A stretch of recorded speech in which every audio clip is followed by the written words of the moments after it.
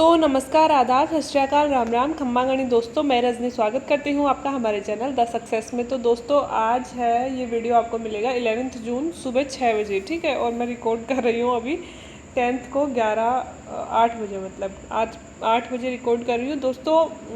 आपको बताया था कि जैसे थोड़ा सा हेक्टिक शेड्यूल रहेगा, 3-4 दिन मान लीजिए, लेकिन तो इसलिए ना करंट अफेयर्स बना पा रही हूँ, ना जो क्वेश्चन तो फिर भी मैं बना लूँगी, वो वीडियो आपके सामने आ जाएगा। तो करंट अफेयर्स नहीं हो पाएगा बिकॉज उसके लिए मुझे 3-4 पेपर पढ़ने पड़ते हैं और वो पेपर अभी जैसा मेरा शेड्यूल है उसमें पॉसिबल नहीं है। लेकिन आप लोग चिंता मत कीजिए, 2 वीडियो आपको डेली के मिलेंगे, दो नहीं तो एक तो 100% मिलेगा ही। और वो वीडियो आपके लिए बहुत यूज़फुल होने वाला है। जैसा कि कल मैंने वीडियो डाला था रामू राय का सर जी का जो बोर्ड था, उनमें क्या क्वेश्चन पूछे जा रहे हैं मोस्टली, तो आप लोगों ने बहुत अप्रिशिएट किया और आई होप कि आप लोगों को अच्छा भी लगा और मदद करेगा इंटरव्यू में। तो दोस्तों वैसा ही, और क्योंकि उसमें बहुत मेहनत लगती है ना ये सब छांटने वाटने में, तो इसलिए थोड़ी मेहनत ज़्यादा लगती है। लेकिन अगर आप लोगों को मदद मिलती है तो 100% सेकंड उसका जो सीरीज़ है उसकी सेकंड वीडियो भी आ जाएगा, आज या कल में आपको मिल जाएगा, है ना। तो दोस्तों जैसा कि आप लोग कमेंट करते हो, तो कुछ लोगों के कमेंट्स मुझे बहुत पसंद आते हैं और जो मुझे लगता है कि ये बहुत यूज़फुल है और लोगों के साथ शेयर करने चाहिए, वो मैं ज़रूर करती हूँ। तो इसमें बहुत सारे लोग नाराज़ भी हो जाते हैं, मैडम हमारे कमेंट शेयर नहीं करते, हम भी बहुत अच्छा आंसर देते हैं। तो दोस्तों सबके सारे कमेंट पॉसिबल नहीं है, मैं जिसके कमेंट पसंद आते हैं मैं लाइक ज़रूर करती हूँ, है ना। ये आपने देखा होगा कि मैं लाइक करती हूँ, तो मैं सारे तो अच्छे लगते हैं इसीलिए लाइक करती हूँ। और जहाँ आंसर देने वाली बात आती है वहाँ आंसर भी देती हूँ, है ना।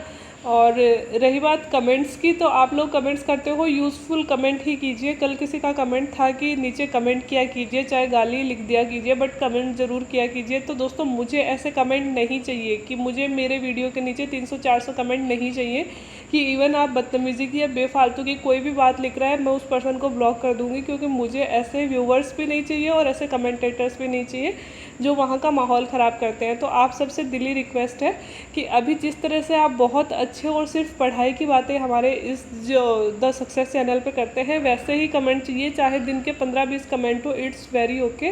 लेकिन मुझे बेफालतू की बातें नहीं चाहिए। और दोस्तों क्योंकि मेरे पास ऑप्शन होता है ब्लॉक करने का, तो अगर इधर उधर का कोई कमेंट होगा, मतलब जो गंदगी अगर परोसी जाएगी, तो मैं ब्लॉक कर दूँगी। मुझे ऐसा सब्सक्राइबर भी नहीं चाहिए है। तो ये तो रिक्वेस्ट है कि कोई गलत कमेंट नहीं कीजिएगा, और अब तक कोई गलत कमेंट आया भी नहीं है चैनल पे। तो थैंक यू सो मच, आप हमेशा अच्छे ही कमेंट करते हैं और ऐसे कमेंट्स जिनको देख के मुझे खुद को ऐसे लगता है कि लोगों में कितना टैलेंट होता है, और उस टैलेंट को दोस्तों मैं आपके साथ शेयर करना चाहूँगी। आज ये चीज़ भेजी है गजेंद्र चौहान जी ने, उन्होंने शायद अपना नाम भी लिखा है नीचे, हाँ जी ये है गजेंद्र चौहान जी, पब्लिक एडमिनिस्ट्रेशन से नेट क्वालिफाई है ये। तो जो कल परसों मैंने आपको एसडीजी गोल्स बताए थे, तो मैंने आपको बोला था कोई भी ट्रिक अपनाइए, कैसे भी अपनाइए, क्योंकि दोस्तों मैं जो हूँ वो वैसे बहुत ज़्यादा ट्रिक्स से पढ़ती नहीं हूँ, मेरे पास इतनी ट्रिक्स होती ही नहीं है कि मैं ट्रिक बना के पढ़ूँ। तो और ना ही मैं ट्रिक्स में बिलीव करती हूँ, है ना। लोग आपको जो पढ़ाते हैं कि गहने पढ़ा रहे हैं, गहनों की एक गहने के लिए एक लाइन की ट्रिक बता दी, भाई तू ट्रिक याद करा, उससे अच्छा वो गहना ही याद कर ले, है ना। तो ये बहुत बकवास सी चीज़ होती है। लेकिन इन्होंने जो चीज़ बताई है दोस्तों, वो एक कहानी के रूप में बताई है, और 17 लक्ष्य हम ऐसे लाइन टू लाइन नहीं याद कर सकते, और ये जो कहानी है वो बहुत इजीली हमें याद हो जाएगी, ठीक है। और इतनी शानदार कि मतलब 17 लक्ष्य, अगर बाय द वे दोस्तों अगर हमारे फेवर का पेपर हो मान लो और सच में यही क्वेश्चन आ जाए कि 17 एसटीजी गोल्स दिखाइए बताइए, तो दोस्तों कितने बच्चे होंगे जो 17 एसटीजी गोल्स लिख सकते हैं? कोई भी नहीं होगा, है ना, बहुत कम होंगे। ऐसे मान लो कि मुश्किल से 150 बच्चे होंगे जिन्होंने 17 के 17 रट रखे हैं, है ना। लेकिन इस स्टोरी से आपने 17 के 17 बता दिए हैं। ये स्टोरी आप ज़िंदगी में कभी भूलने भी नहीं वाले हो और बहुत अच्छे से बता भी सकते हो। तो हो सकता है कभी अपने फेवर का पेपर आ जाए। और नहीं आता है, चलो ये डायरेक्ट क्वेश्चन नहीं आता है दोस्तों, तो जैसा कि मैंने बोला एसटीजी गोल को आप हर एक जो 100 शब्दों वाला क्वेश्चन होता है, उसमें कहीं ना कहीं यूज़ कर सकते हो, बस आप में दिमाग होना चाहिए। तो एसडीजी गोल्स बहुत इंपॉर्टेंट है मेंस के आंसर राइटिंग के लिए और इंटरव्यू में बोलने के लिए भी। इंटरव्यू में आप किसी भी लाइन में, यार इसमें इन जो 17 गोल्स हैं इनमें सब कुछ तो ले लिया इन्होंने, है ना, ज़िंदगी का हर एक फैक्टर इन्होंने ले लिया। तो आपसे इन ज़िंदगी के अलावा तो कोई क्वेश्चन नहीं पूछने वाले हैं ना, तो इन गोल्स को आप हर चीज़ में यूज़ कर सकते हो। कितनी अच्छी बात है आपको 17 गोल्स हो जाए, याद हो जाए, तो आप इंटरव्यू में भी बोलोगे कि sir sustainable development goal number इतने में ये चीज़ कही गई है, तो वो कितना इम्प्रेसिव क्वेश्चन आंसर आपका लगेगा, है ना। तो इन्होंने बहुत ही अच्छी जो ये कहानी बताई और इसके थ्रू 17 गोल्स हमें याद भी करवाए। तो इन्होंने बोला कि मैडम मैंने ये स्टोरी जब बनाई थी, जब मैंने नेट पब्लिक एडमिनिस्ट्रेशन से मुझे नेट क्वालिफाई करना था 2020 में, और लकीली इनका नेट क्वालिफाई भी हो गया। ऑब्वियसली इतनी अच्छी तैयारी होगी तो ऑब्वियसली नेट क्वालिफाई हो ही जाएगा। तो ये स्टोरी मैं आप लोगों से शेयर ज़रूर करूँगी। इन्होंने मुझे मेल किया था तो मुझे बहुत अच्छी लगी। और ज्ञान की बातें दोस्तों, ज्ञान जितना ज़्यादा बांटोगे उतना ज़्यादा बढ़ेगा, है ना। ये चीज़ हमेशा याद रखना। आपको जितनी ज़्यादा चीज़ें आती हैं उन्हें शेयर कीजिए ज़्यादा से ज़्यादा लोगों के साथ। हम कई बार क्या होते हैं, हमें कुछ चीज़ बहुत अच्छे से याद आती है लेकिन हम शेयर नहीं करते हैं, क्यों, हमें लगता है यार दूसरा याद कर लेगा उसका और क्वेश्चन सही हो जाएगा। तो ऐसा कुछ नहीं है।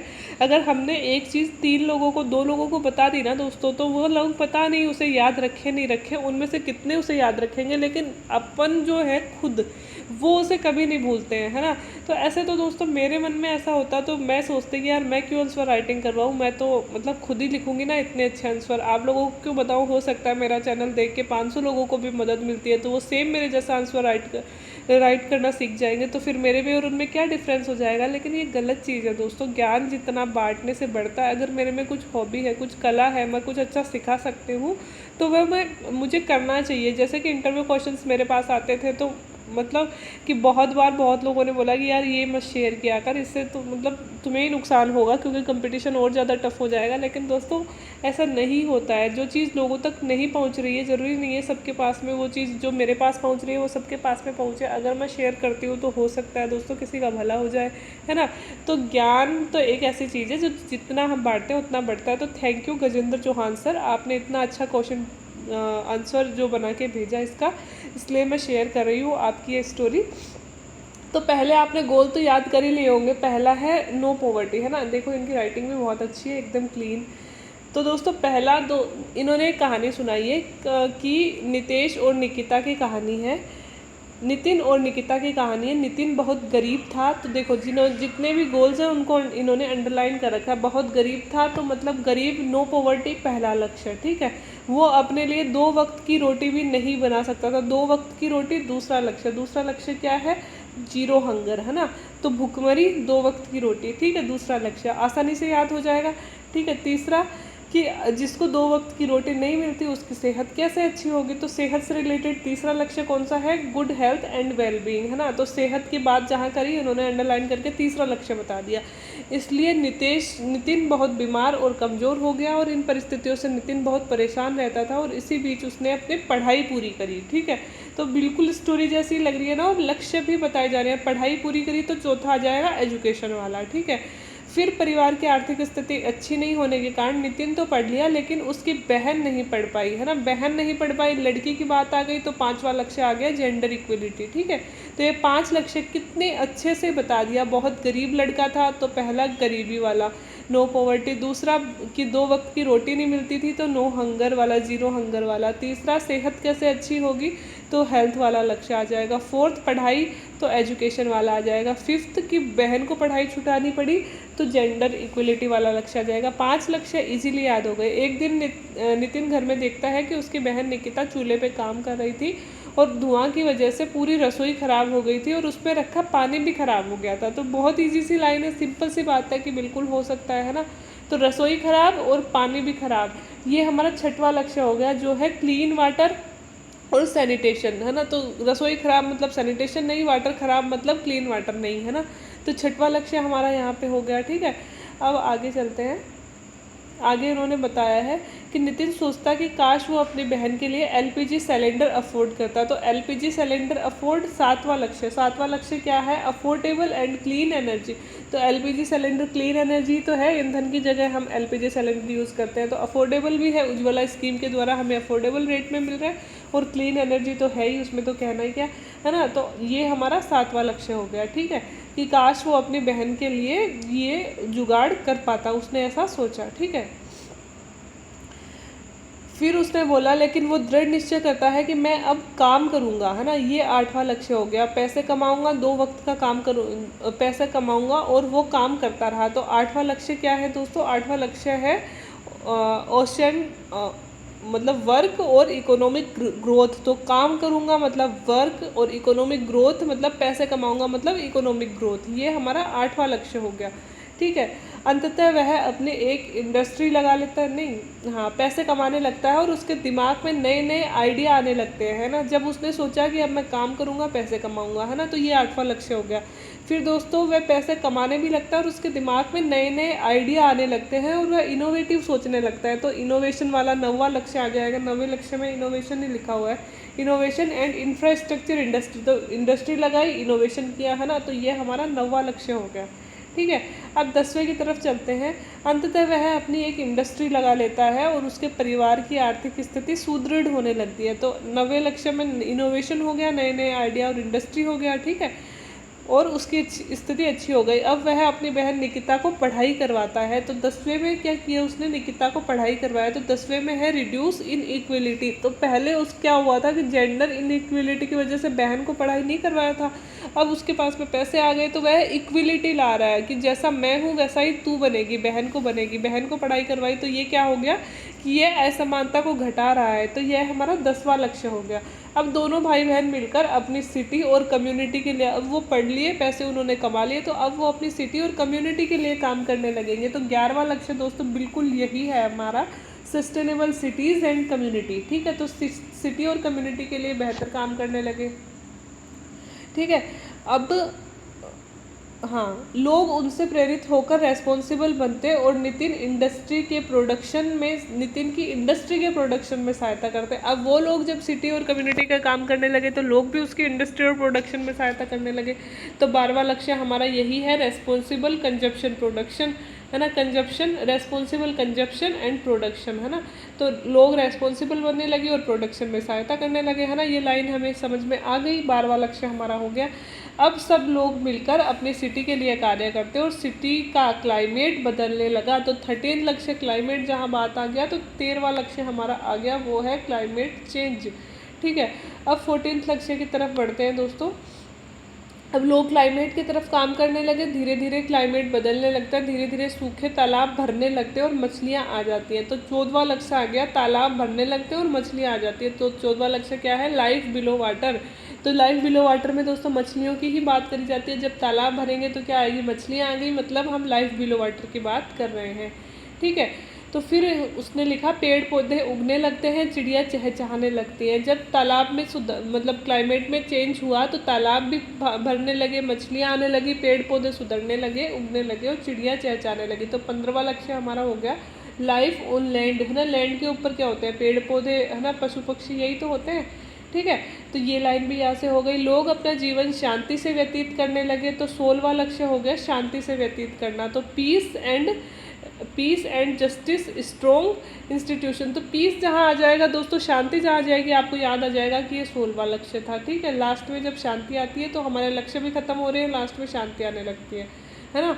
तो माहौल अच्छा हो जाता है, शांति से व्यतीत करने लगे। अब शहर का माहौल अच्छा हो जाता है, वहाँ सरकार के द्वारा अनेक डिपार्टमेंट साथ साथ काम भी करते हैं, साथ साथ कोर्ट भी स्थापित करवा दिया जाता है। मतलब डिपार्टमेंट बहुत सारे और कोर्ट भी स्थापित करवा दिया जाता है। ये सब मुमकिन कैसे हुआ? सबने मिलकर एक दूसरे का सहयोग किया, है ना।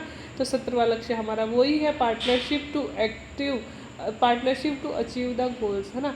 तो यही हमारा 17वां लक्ष्य है।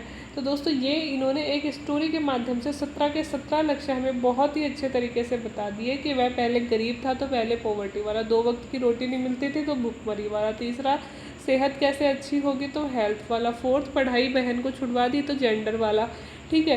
फिर पढ़ाई पूरी करी उसने खुद ने तो एजुकेशन वाला, छुटवा दी बहन की तो जेंडर वाला हो गया। रसोई ख़राब हो गई तो वो क्लीन एनर्जी वाला हो गया, नहीं पानी वाला हो गया, है ना। और फिर एलपीजी सिलेंडर वाला, क्लीन एनर्जी वाला। अब मैं काम करूँगा तो वो काम करना और इकोनॉमिक ग्रोथ वाला हो गया। नए नए आइडिया तो इनोवेटिव आइडियाज़ और इंडस्ट्रीज़ वाला हो गया। फिर निकिता को पढ़ाई करवाता है, तो जेंडर मतलब जो इनइक्वलिटी है, रिड्यूस इनइक्वलिटी वो वाला हो गया। सिटी और कम्युनिटी आपने देख लिया, सस्टेनेबल सिटी और कम्युनिटी है ना, दोनों मिलकर जब काम करने लगते हैं। और फिर दोस्तों की प्रोडक्शन बढ़ाने लगते हैं, कंजप्शन बढ़ाने लगते हैं। फिर क्लाइमेट चेंज की बात आ गई। फिर लैंड बिलो वाटर, तालाब में मछलियाँ तो लैंड बिलो वाटर, पेड़ पौधे ऊपर और पक्षी तो लैंड मतलब जो भूमि के ऊपर की बात जो हमने कर दी। फिर शांति 16वां आ गया और 17वां मिलजुल कर काम करना आ गया। तो ये 17 लक्ष्य इन्होंने स्टोरी के माध्यम से इतने बेहतर तरीके से समझाए हैं कि इससे अच्छे तरीके से 17 लक्ष्य हमें कोई भी ट्रिक कभी भी याद नहीं करवा सकती। बस आप ये कहानी याद कर लीजिए और वैसे 17 लक्ष्य पढ़ लीजिए कि 17 लक्ष्य आखिर है कौन कौन से, फिर ये कहानी याद कर लीजिए, ऑटोमेटिक आपको 17 लक्ष्य याद आ जाएंगे। और ये दोस्तों प्री में भी पूछा जा सकता है, क्योंकि सस्टेनेबल डेवलपमेंट गोल बहुत चर्चा में है, बिकॉज हमारा नीति आयोग भी इनके इंडेक्स जारी करता है, तो ये प्री में भी पूछा जा सकता है, इसलिए भी इम्पोर्टेंट हो जाता है। तो ये थे दोस्तों आज के क्वेश्चन। तो thank you sir Gajendra Chauhan sir. ऐसे जो इनोवेटिव आइडिया है और भी किसी के पास हो तो ज़रूर प्लीज़ भेजा कीजिए, क्योंकि हम लोग सारी जो फैमिली है उनसे मैं आपकी चीज़ें ज़रूर शेयर करूँगी। बाकी वीडियो अच्छा लग रहा है तो please like share and subscribe my channel. और ऐसे ही वीडियो अगर आप और देखना चाहते हैं तो बने रहिए चैनल के साथ में और अपने प्यारे प्यारे वैल्यूएबल कमेंट्स करते रहिएगा। वीडियो देखने के लिए थैंक यू सो मच।